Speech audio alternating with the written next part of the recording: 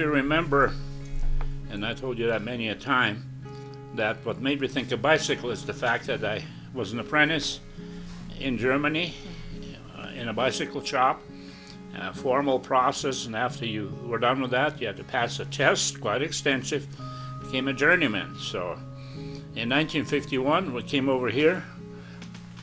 As I told you many a time, I didn't speak English, so I'd take any job. So it took quite a while. Of course, I got married, and your kids were here already in 1973. Your mom and I decided we have to do something. And we looked at some crazy things, right, Ron? Yeah, I remember the Dairy Queen and the rental business. The rental business. Yeah, I wanted the rental business because I thought it'd be cool to have all those tools and tractors and all that. You liked the erector yeah, sets. didn't you like the Dairy Queen? The idea of I don't remember Dairy Queen. Well, then it so happened that, as you remember, I was reading the paper. I was looking for something, and I saw an ad: bicycle shop for sale, right P.O. Box. I did, and within a few days I had this call from a man with a heavy German accent. Well, I started speaking German to him, and turns out that he had this little bicycle shop on 38th Avenue. Well, the man was honest. I think all it took is, $4,000 to buy his existing inventory, and we were in a bicycle business. You know what I remember about those early days at the shop is it was a real family effort. So on Saturdays we would all go down, and you would open and do the retail sales, and then Mom would bring lunch over and she'd cook it up in the little plug-in electric skillet because we didn't have any extra money to ever eat out. And then you would pay us, I think, $0.25 an hour to sweep. And well, I paid you more than that, but yeah. Leona remembers $0.25. What do you think you paid? As you remember, we started at the bottom. And the only way we could go is up. Huh? Right. And we started with 750 square feet. The unit next door became available, another 750 square feet.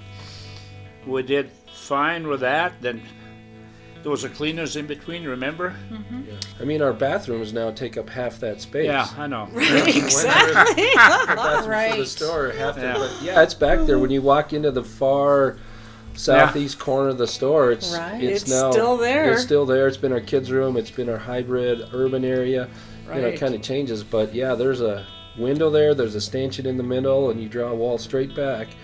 Little 750 square foot spaces where it's the roots of this business have come from. And then finally, in 2003, 2004, we asked our customers, what would you like to see us do? And they said they'd like to see us have more space because back then, I don't know if you remember, when customers would come in, they knew we trained our customers not to come on the weekends because it was just so crowded and packed, and all the bikes were jammed in there, and if you tried to pull a bike out, you kind of had to move some customers out of the way and get them through the front door, and we put in those automatic doors in the front just to help facilitate that, but it got just so jammed that our customers said, hey, you need some more space. And I recall that. I mean, we've gone through that. I remember originally how you trained us to ask people to step outside.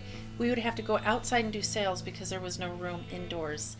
And you even had to take your bike and take your customer outside. Yeah, and so we would do the sunshine sales out front, and then we had a sunshine. That's so funny you named it that. That's the sunshine euphemism. Mechanic. You had the sunshine repair stand in the back, and the mechanic would have a fresh cardboard down to mark his territory, and you put a stand there and he'd work outside.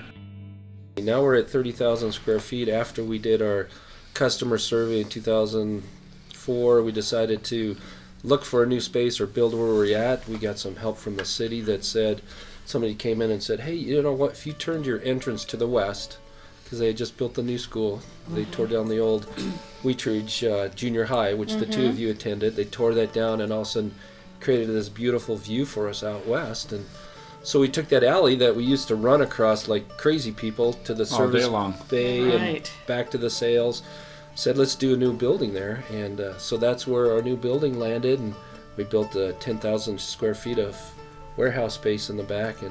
And so now that is really, that's where the icon of our business has come from. We've had great roots, and now you've got this really nice big shop that it's a destination business. Started with this little, I don't know, what would you say, Dad? A pee hole in the snow is what? No, you would have called Dad, it. that's a dad euphemism, a pee hole in the snow, and it's really grown into an important business within the cycling community and in the community of Wheat Ridge.